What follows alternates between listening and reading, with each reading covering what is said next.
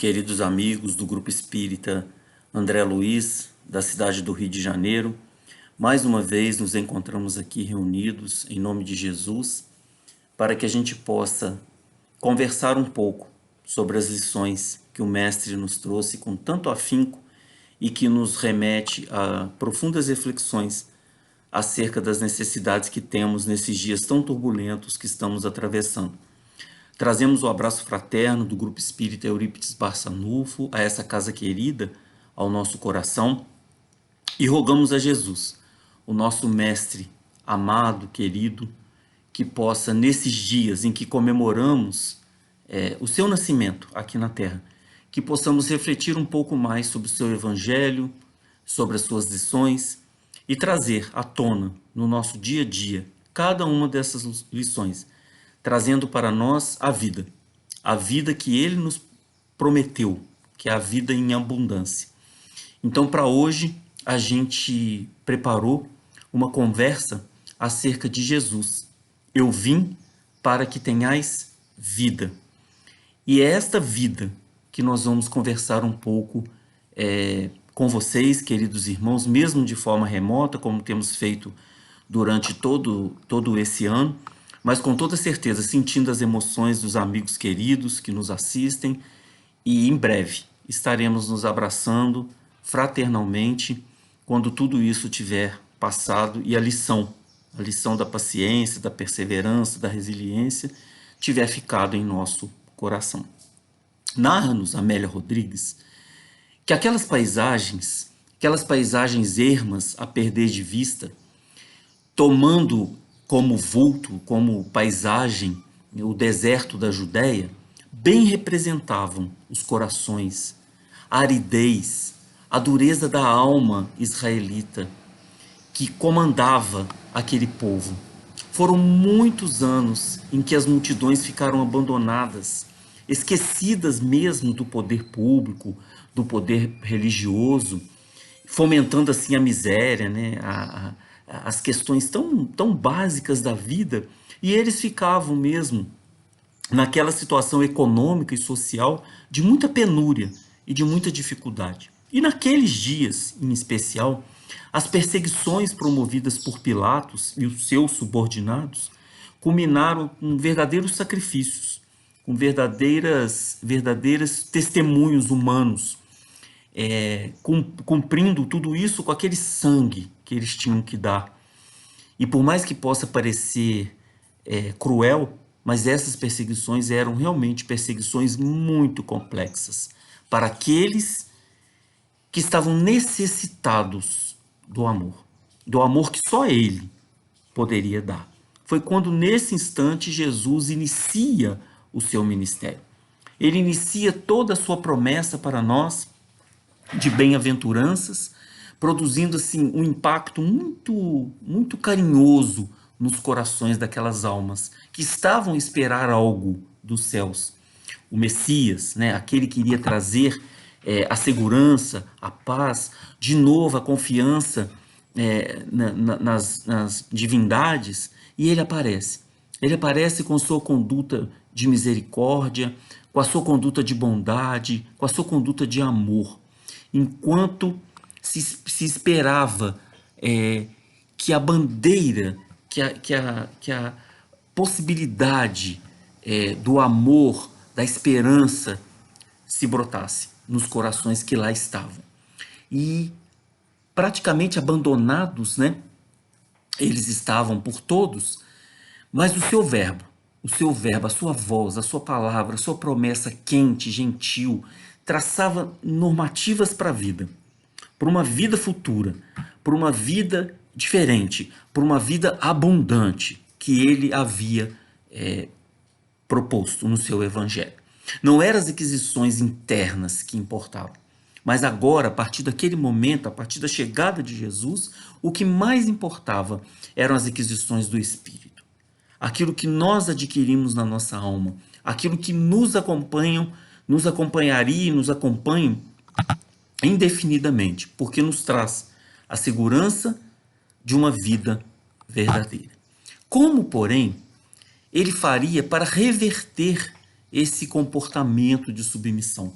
que aquele povo tinha, que aquele povo sentia, porque estavam realmente esmagados pelo poder temporal. Como despertar aquelas consciências que foram bloqueadas nas suas mais elevadas reflexões pelos seus dominadores? Como libertar a situação deplorável das vidas que se submetiam àquelas injunções perversas e haviam perdido a capacidade de escolha, de discernimento, de decisão? Eles haviam perdido tudo isso. Submetidos aos mais baixos níveis sociais, eles não podiam sobreviver de uma forma diferente. Era um povo subordinado, era um povo sofrido. E Jesus conseguiu demarcar a maneira vigorosa dos seus ensinamentos, de qual era o sacrifício mais agradável a Deus e quais os deveres com Mamon e com o Pai Celestial. Quais os deveres com Deus matéria, com os importantes, as questões que ele julgava importantes da matéria, e qual era a importância de Deus, a importância celestial. Foi então, neste cenário que nós estamos narrando para vocês, queridos irmãos, que num dia de júbilo, de boa nova, quando se seguia com seus discípulos para Jerusalém, alguém que estava ali no meio da multidão, acercando-se dele, disse-lhe, disse de forma assim muito peculiar, né? De forma muito especial, perguntou: Senhor, abre-nos e percebemos, né, sentimos a presença muito nítida do teu amor. Sabemos do teu evangelho. Sabemos, inclusive, que tu promete um reino e uma vida que nós não conhecemos, que nós não sabemos qual é. Como fazer para adquirir essa vida? Esta era a pergunta daquele. Talvez a pergunta dele, deste homem, é a mesma pergunta que nós fazemos hoje. É a mesma pergunta que nós buscamos respostas nos dias de hoje. O que fazer para que a gente tenha vida? A vida verdadeira, a vida sem as dores, sem as angústias, sem as coisas que nós atravessamos nos nossos dias a dias. E cada um de nós atravessa a sua dor, cada um de nós atravessa a sua vida. E cada um de nós sabe a dor e a vida. E Jesus, então, olhando para aquele homem, como a dizer para todos nós, né, que o caminho da terra é realmente um caminho áspero. E a senda segura para que a gente tenha constituído em nós o reino de Deus é a busca da paz interior. É a conquista da paz interior. É não nos deixarmos envolver e nos preocupar excessivamente com as coisas materiais. É necessário que nós nos preocupemos, sim, com os deveres materiais, mas é fundamental que a gente não esqueça os principais deveres, que são os deveres para conosco, para com a nossa descoberta, são os deveres para com aquilo que realmente nos importa, que é o nosso processo evolutivo. E é essa proposta de reino divino, é essa proposta de buscarmos dentro de nós o verdadeiro sentido da vida, é que Jesus vem propor.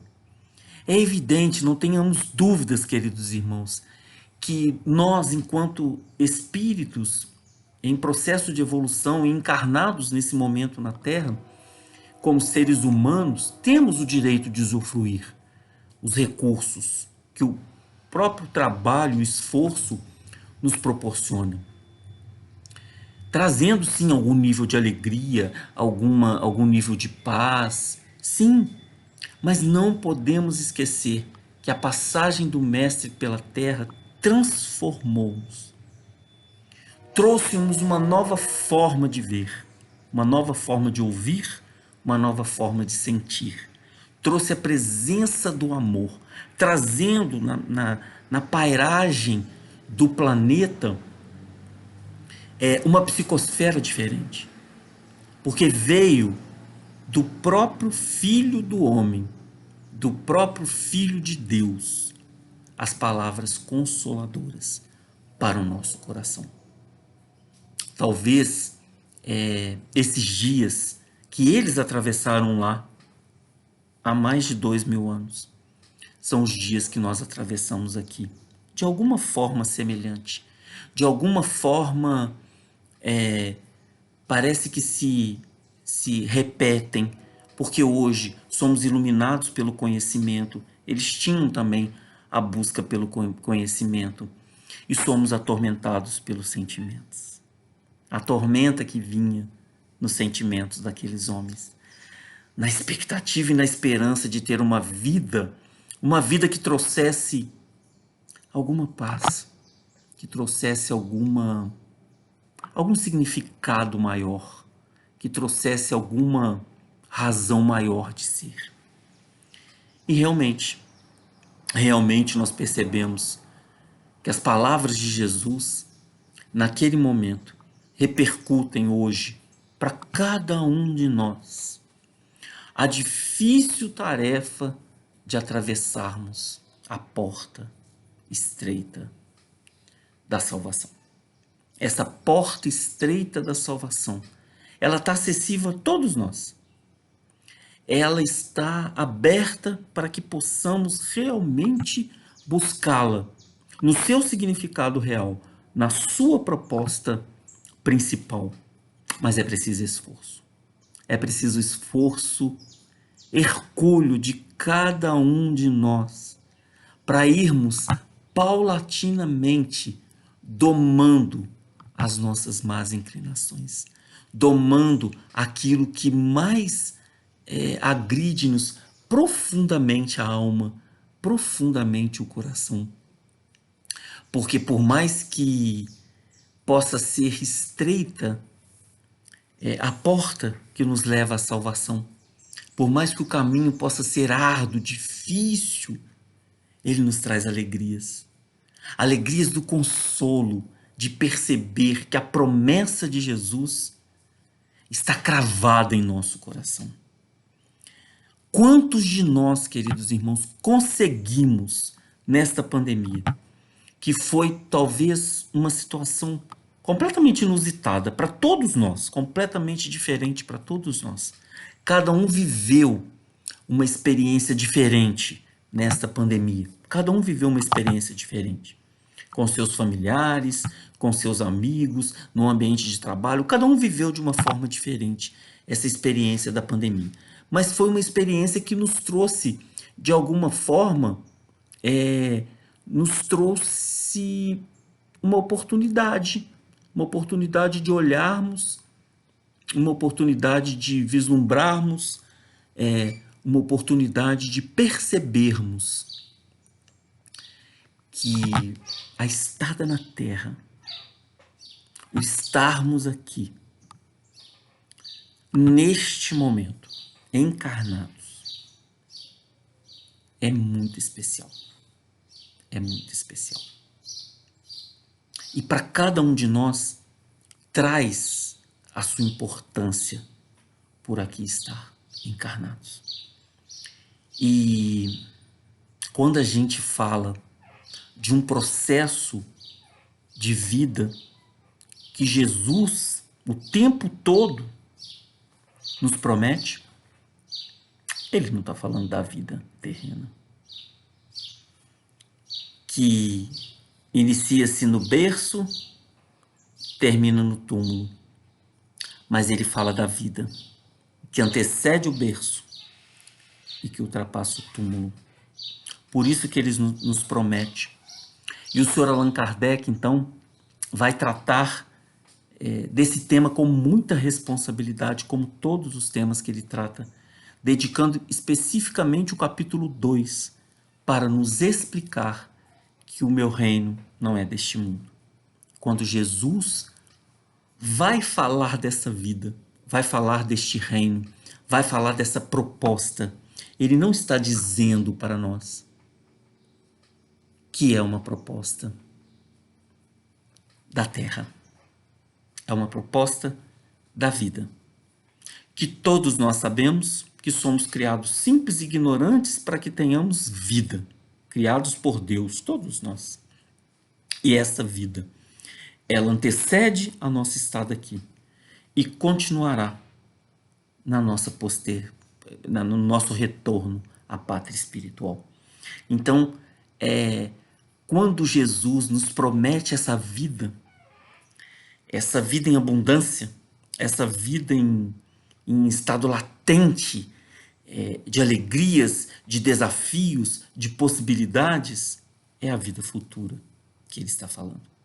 É o processo, da mesma forma como ele vai ser questionado, né, por Pilatos, chamando inclusive de rei, né, de rei dos judeus, né, perguntando para ele: tu não és o rei dos judeus? E Jesus vai responder de forma brilhante para nos dizer. Ele não estava respondendo a Pilatos, ele estava respondendo ao mundo. Ele estava respondendo para nós, para hoje, para agora, para esse nosso momento. O meu reino não é deste mundo. Não é deste mundo. Se o meu reino fosse deste mundo, certo, de Jesus, que os meus ministros haviam de pelejar para que eu não fosse entregue aos judeus. Mas por agora, meu reino não é daqui. Olha a beleza de Jesus quando quer dizer: eu estou aqui, junto de vós, mas isso aqui não é o meu reino. O meu reino está muito mais além disso. O meu reino ultrapassa isso. Por mais que eu esteja passando por essas dificuldades, como ele passou nos questionamentos de Pilatos, porque Pilatos não via nele nenhum delito, mas quis e procurava o tempo todo delitos nele para que ele pudesse ser condenado. Mas ele não tinha delitos. Pilatos, inclusive, julgava, fazia o jogo das palavras para tentar achar algo em Jesus que pudesse condená-lo, mas ele não encontrava. Então ele entra por este caminho, dizendo: tu não és rei dos judeus? Não, meu reino não é deste mundo. Mas Pilatos continua: logo, tu és rei? Se o reino não era deste mundo, ele estava confessando ali naquele momento que ele era rei. Mas, rei de onde? De quem? Pilatos queria saber. Jesus então responde para ele, também de uma forma magistral. Magistral porque vem carregado, a sua resposta ela vem carregada de carinho, de reflexão, de aprendizado. Porque ele diz a Pilatos: tu o dizes que eu sou rei. Em momento nenhum Jesus tinha dito que era rei. O próprio Pilatos é que disse a ele: tu o dizes que sou rei. Eu não nasci, nem vim a este mundo, senão para dar testemunho da verdade. Ou seja, irmãos, que importa se ele era rei desse reino, de outro reino? Pouco importa. O que importava ali naquele momento para Jesus é que ele tinha clareza do seu papel na vida terrena. Dar o testemunho para todos nós. Para todos nós. Testemunho da verdade. Porque depois disso ele ainda completa: todo aquele que é da verdade ouve a minha voz. Isso está lá em João, no capítulo 18, versículo 33 a 37. Está lá. Então, todo aquele que é da verdade ouve a minha voz. É uma conclamação para todos nós, para dizer: se tu és a favor da verdade, escuta-me, porque o reino que eu proponho é o reino da verdade. É o reino da verdade. Este reino da verdade, ele proporciona para nós todas as circunstâncias necessárias que nós precisamos para ter vida. E vida em abundância. É como se ele estivesse propondo uma meta para todos nós da humanidade, que é constituir em nossos corações a verdade. Porque quando nós trabalhamos com a verdade é muito peculiar, porque ela nos traz grandes reflexões. Muitas vezes nós, quando utilizamos a verdade de forma equivocada, nós trazemos prejuízo às nossas relações. Porque André Luiz, certa feita, num dos livros de Francisco Cândido Xavier, ao explicar a questão da verdade, ele diz que a verdade é qual um diamante, um brilhante, que quando ele é jogado na cara da pessoa, machuca, arranha, corta, danifica a pele e prejudica. Mas quando ele é embrulhado num papel de seda, quando ele é colocado numa caixa de veludo e ele é entregue à pessoa, a pessoa cai de admiração. Porque a verdade, ela precisa ser bem cuidada. Ela precisa ser bem tratada. Quantos de nós já não ouvimos, né, de irmãos que dizem, eu sou franco, eu falo tudo que eu penso na cara da pessoa. Mas é a forma de falar. Se eu jogo na cara da pessoa, machuca, agride, fere. Mas se eu embrulho num papel de seda, se eu coloco numa caixa de veludo, como Jesus fazia. Jesus, irmãos queridos, dizia não. Muitas vezes dizia não às pessoas. Mas ele dizia o não ensinando, fazendo com que a pessoa refletisse, fazendo com que a pessoa percebesse a necessidade que ela tinha de entendimento. Fazia isso. Então, assim, quando Jesus propõe um reino, quando ele nos promete uma vida, e uma vida em abundância, ele nos promete trabalharmos com a verdade. A verdade que irá proporcionar para nós essa condição de espíritos em processo de evolução, que afinal é o nosso objetivo aqui na Terra. É o nosso objetivo da encarnação. Porque Allan Kardec vai perguntar em O Livro dos Espíritos, na questão 132, que todos nós a conhecemos, não estou trazendo novidade nenhuma para os irmãos, todos nós o conhecemos. Qual é o objetivo da encarnação dos Espíritos? Está lá na questão 132 de O Livro dos Espíritos. Por que nós estamos aqui? Por que nós temos que passar aqui por essa encarnação? E os Espíritos, de forma muito didática, muito coerente, muito esclarecedora, vai responder exatamente dessa forma. Como eu vou dizer a vocês, que Deus lhes impõe a encarnação com o fim de fazê-lo chegar à perfeição. Então está claro, o objetivo que nós estamos aqui, e que encarnamos e reencarnamos, chegarmos à encarnação. Só que, continuam os Espíritos, para uns é expiação, para outros é missão. Mas, para alcançar essa perfeição, tem que sofrer todas as vicissitudes da existência corporal. Então, para uns é missão, para outros expiação. E para que a gente possa realmente vivenciar esse todo aprendizado, nós temos que passar por todo tipo de aprendizado. Todo tipo. Nisso, né, nessas experiências, que estão as expiações. Visa ainda, continuam os espíritos, visa ainda outro fim à encarnação, o de pôr o espírito em condições de suportar a parte que lhe toca na obra da criação. Ou seja, cabe a nós uma parte nessa obra da criação.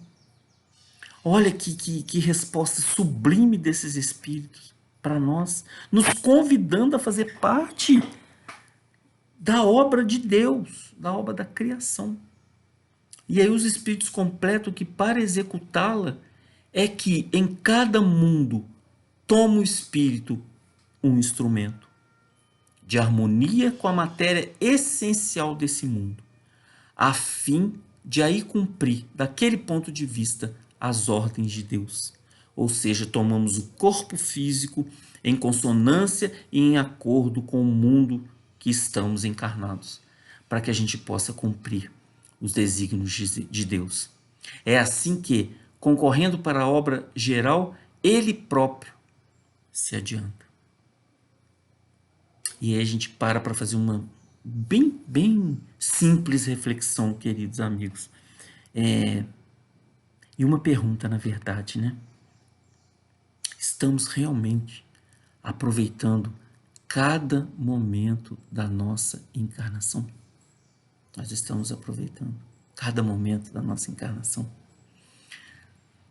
Tantas pessoas, tantas, eu mesmo já fiz isso, tá? Confesso. Reclamando desse vírus, dessa pandemia. Tantas pessoas. Passando mensagens negativas, mensagens de tristeza, de medo, de ansiedade. Agora então com essa chamada segunda onda, eu já ouvi de várias pessoas: cuidado, cuidado que janeiro está chegando. Mas o que de bom nós estamos vendo nisso? Tem uma premissa muito peculiar. Deus é Pai, é justo e é bom.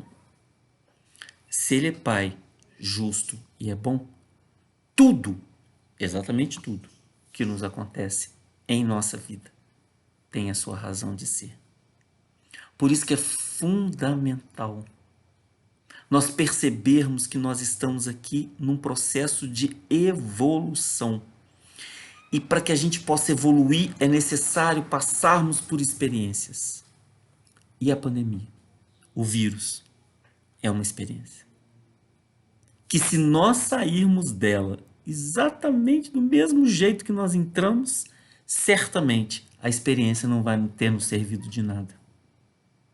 Ou se nós sairmos pior, porque eu tenho pessoas da minha relação que estão dizendo: quando essa pandemia acabar, eu vou fazer tudo que eu não fiz antes, que eu ficava adiando, de bom e de ruim, tá? Entendam aí, de bom e de ruim. Então, nós precisamos perceber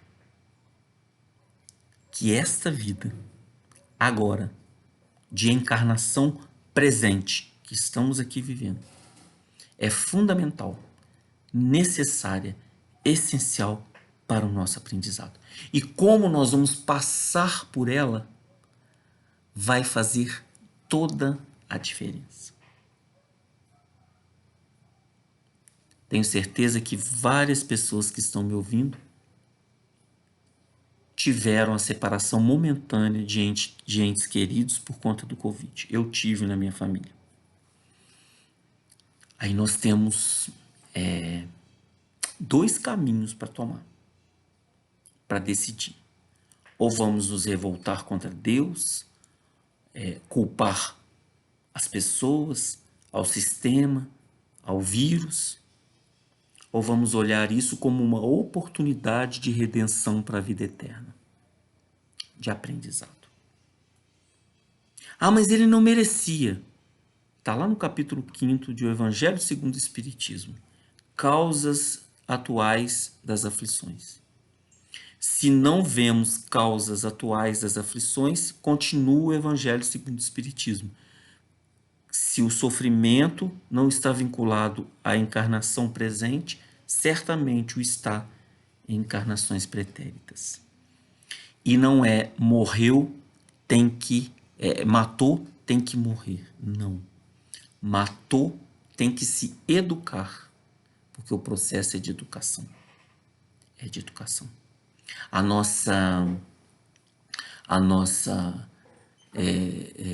bondade de Deus para nós, para todos nós, ela é tão importante porque ela nos convida a reeducarmos os nossos sentimentos. A reeducarmos os nossos sentimentos. Quando nós conseguimos educar os nossos sentimentos, nós vamos construindo em nós a fortaleza da vida futura, porque a gente sabe que só vai nos acontecer algo se nós construirmos esse algo agora, tanto do bem quanto do mal.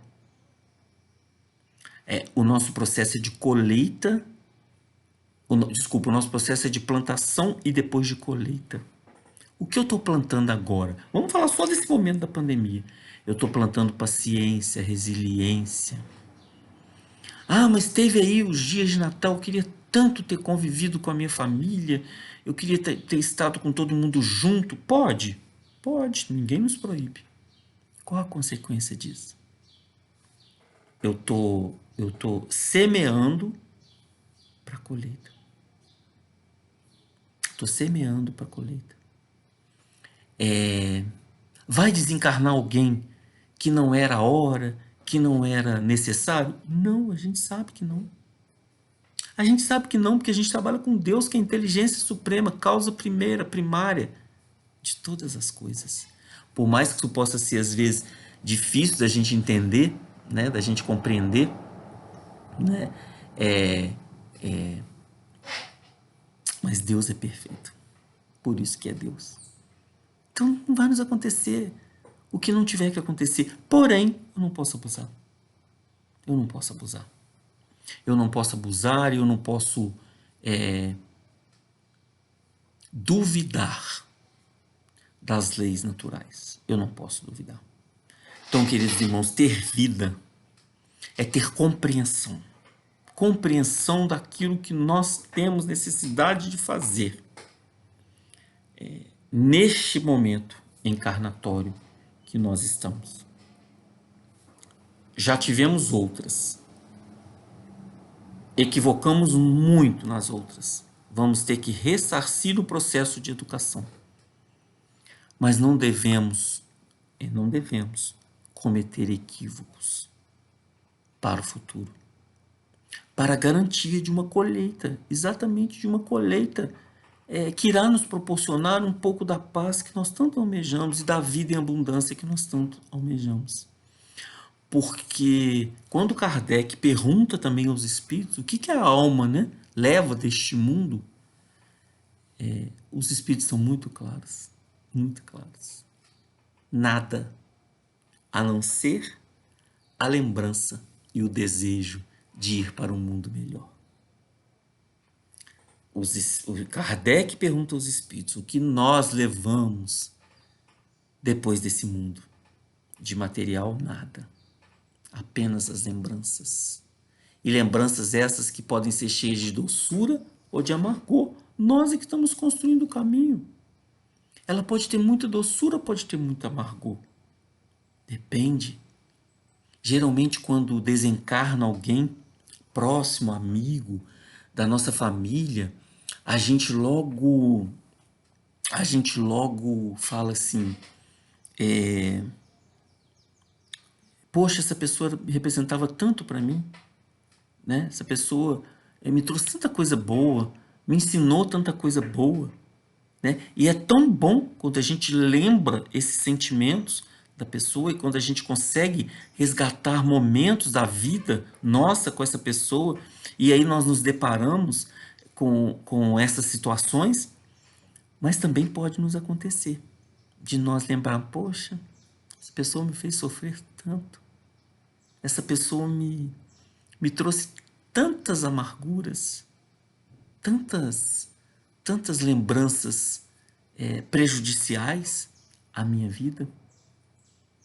Talvez até de forma inconsciente ela tenha feito, mas resta para nós uma reflexão. Como que a gente quer ser lembrado? A gente quer ser lembrado como uma pessoa doce? Ou a gente quer ser lembrado como uma pessoa amarga? Poxa, o Eduardo se foi. Graças a Deus, se foi. Ou, poxa, o Eduardo se foi. Quantas coisas eu aprendi com o Eduardo.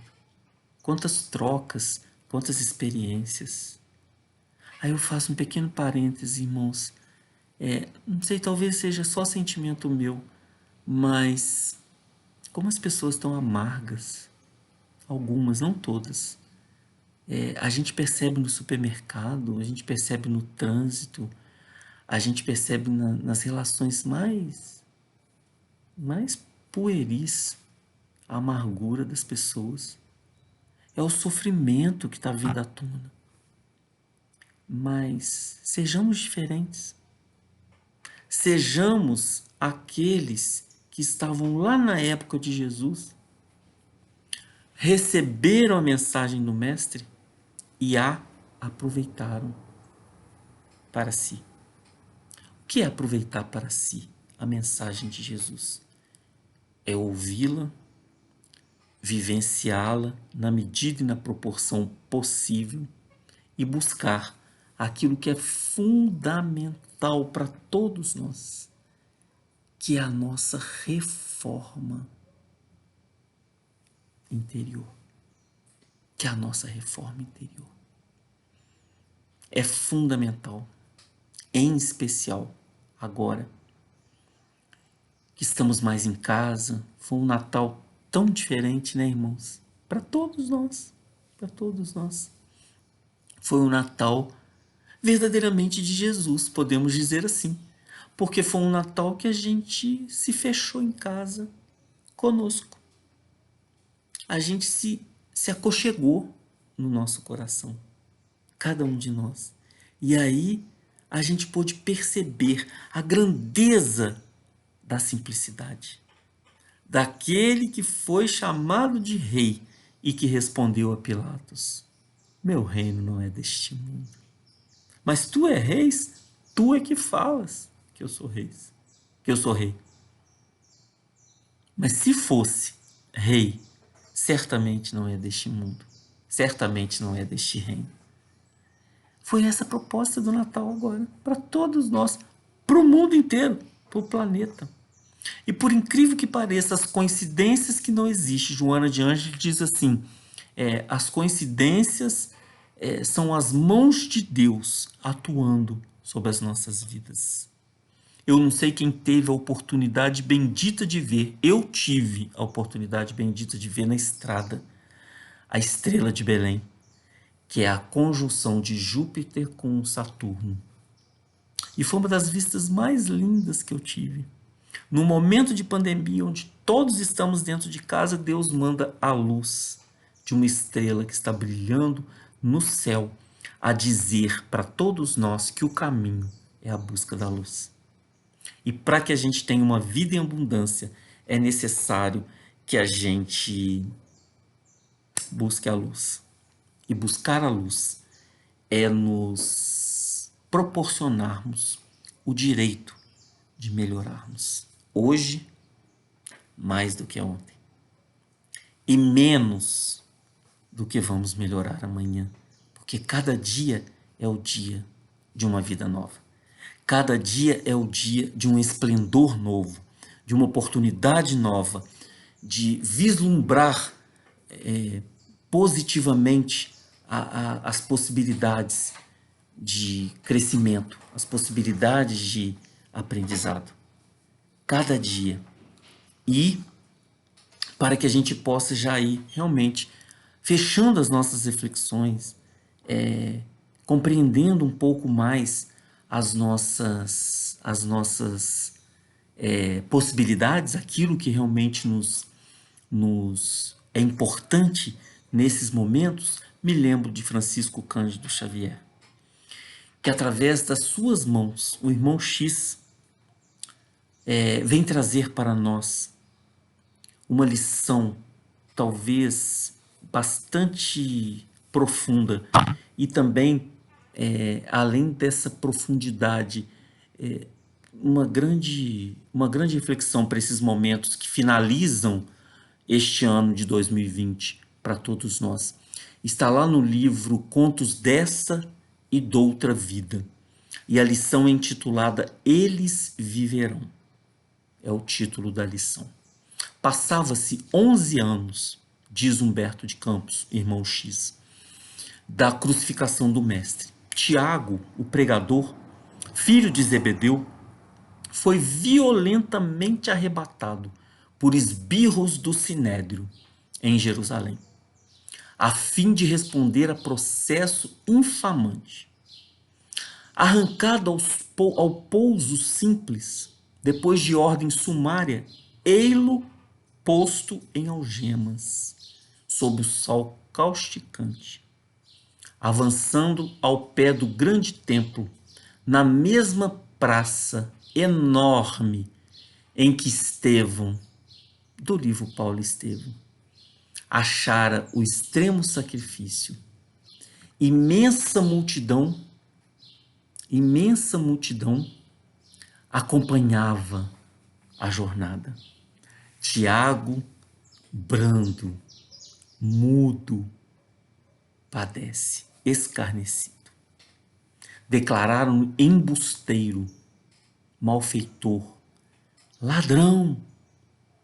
Há quem lhe cuspa no rosto e lhe estraçalhe a veste. A morte, gritavam centenas de vozes. Gritavam e bravavam inesperada condenação. E Pedro, o apóstolo Simão Pedro, de longe o segue, estarrecido, fita o irmão desditoso a entregar-se humilhado. O antigo pescador e aprendiz de Jesus é atado a grande poste e ali mesmo, sob a alegação de que Herodes lhe decretara a pena, legionários do povo passaram-lhe pela espada, enquanto a turba estranha lhe apedreja os despojos. Tiago havia sido condenado e morto sem julgamento. Simão chora sozinho ao contemplar os restos, voltando logo após para o seu humilde refúgio. Depois de algumas horas, veio a noite, envolvente, acalentar-lhe o pranto. De rústica janela, o condutor da casa inquire o céu imenso, orando com fervor. Por que a tempestade? Quantos de nós perguntamos, né, irmão? Irmãos, nos momentos da tempestade, por quê? Por quê? Pedro também perguntou, por que a tempestade? Por que a infâmia soez? O pobre amigo morto era justo e leal, incapaz de banir a ideia de vingança. Pedro lembra os algozes em revolta suprema. Como desejaria ouvir o mestre agora? Que diria Jesus desse terrível acontecimento? Nesse instante, levanta os olhos lacrimosos e observa que o Cristo lhe surge, doce à frente. Jesus aparece para ele. Ele queria tanto ouvir a Jesus que Jesus aparece para ele. É o mesmo companheiro, de semblante divino.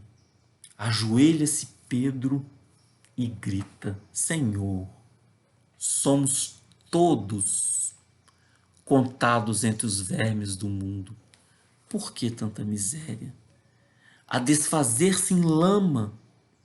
Nosso nome é pisado e o nosso sangue verte em homicídio impune. A calúnia feroz espia-nos o passo. E talvez porque o mísero soluçasse de angústia, o mestre aproximou-se e disse com carinho, a afagar-lhe os cabelos. Eu fico imaginando a cena, irmãos. Ele debruçado na janela, chorando, suplicando a Jesus uma explicação e o mestre afagando os cabelos de Simão. E pergunta para ele, esquece-te, Simão, quem quiser vir a mim, carregue a sua própria cruz.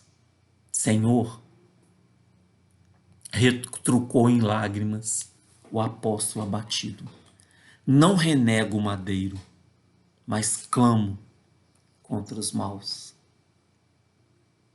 Olha a colocação de Simão.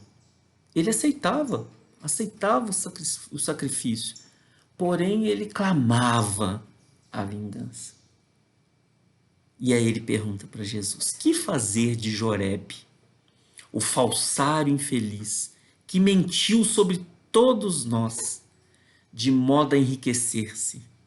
Que castigo terá este inimigo atroz da verdade divina? Pergunta Simão. E Jesus respondeu sereno, como noutrora. Jamais amaldiçoes. Jorebe vai viver. Simão não estava satisfeito com a resposta de Jesus. E a Ameabe, Senhor, que punição a dele? Se armou escuro laço, tramando-nos a perda. E Jesus responde, esqueçamo-la em prece, porque o pobre Ameabe vai viver igualmente.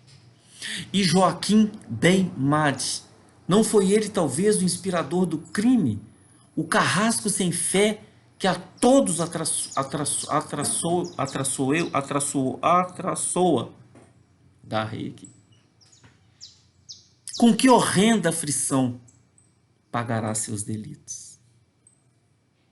Jesus responde a Simão, foge de condenar, Joaquim vai viver.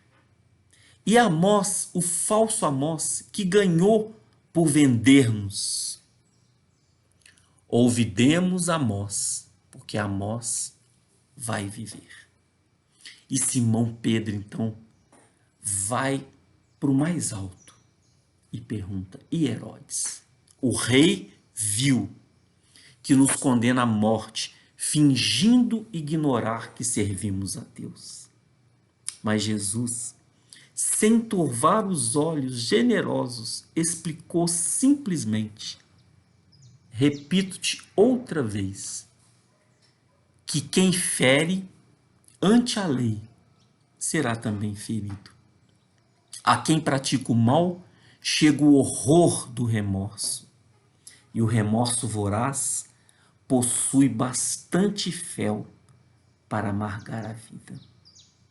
Nunca te vingues, Pedro, porque os maus viverão, e basta-lhes viver para alcançarem a dor da sentença cruel que lavram contra eles mesmos. Simão baixou a cabeça, a face banhada de pranto, mas ergueu-a em seguida para nova indagação. O Senhor, entretanto, já não estava ali.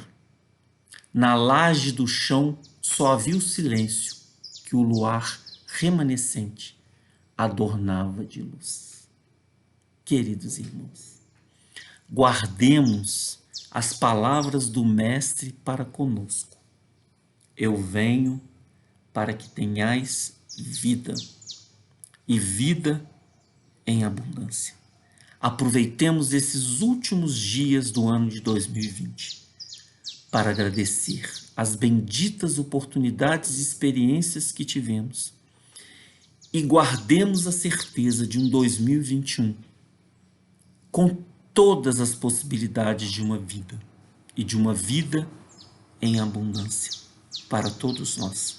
Que Jesus, o querido meigo Rabi da Galileia, nos cubra de amor, de paz, de serenidade. E a vocês, queridos amigos do Grupo André Luiz, a minha gratidão por poder compartilhar com vocês esses minutos de conhecimento do Evangelho de Jesus. Que Deus nos abençoe. Que assim seja.